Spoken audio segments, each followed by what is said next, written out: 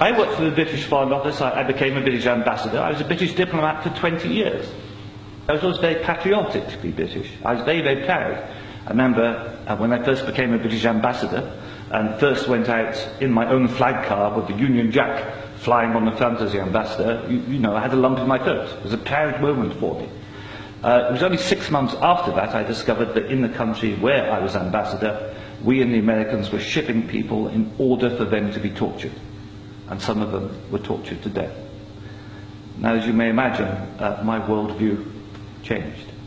It was at the same time, about a month later, we invaded Iraq against the will of the Security Council. Not just without permission of the Security Council, but in the full knowledge that if it had gone to the Security Council, we would have been voted down. And I, as a British diplomat, saw all the internal memos that went through that decision. I know for certain, I used to be head of the FCO unit that monitored Iraqi weapons of mass destruction. I know for certain, I can tell you, that they knew there weren't any. It wasn't a mistake, it was a lie.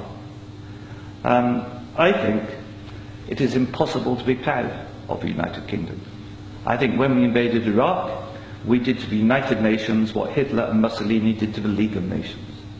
And I think what we've done since, where the truth is often much hidden, in the bombing. If you look at Libya, disaster now, we bombed it. We killed 15,000 people when NATO bombed Sirte, something they never told you on the BBC. And did we make it better? No.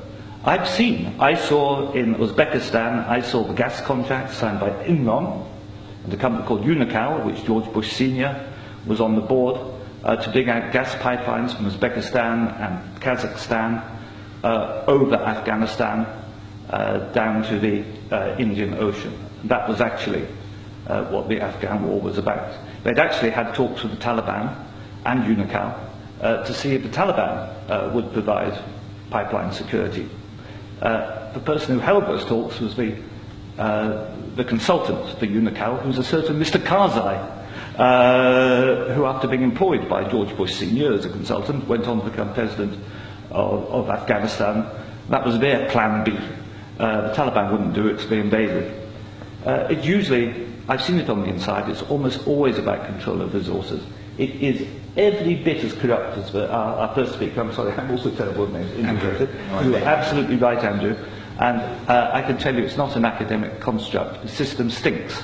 Westminster stinks. The British government is deeply, deeply immoral. They don't care how many people they kill abroad if it advances them. And anybody who votes no is voting to support a psychologically flawed, a pathological state, which is a danger in the world, a rogue state, a state prepared to go to war to make a few people wealthy.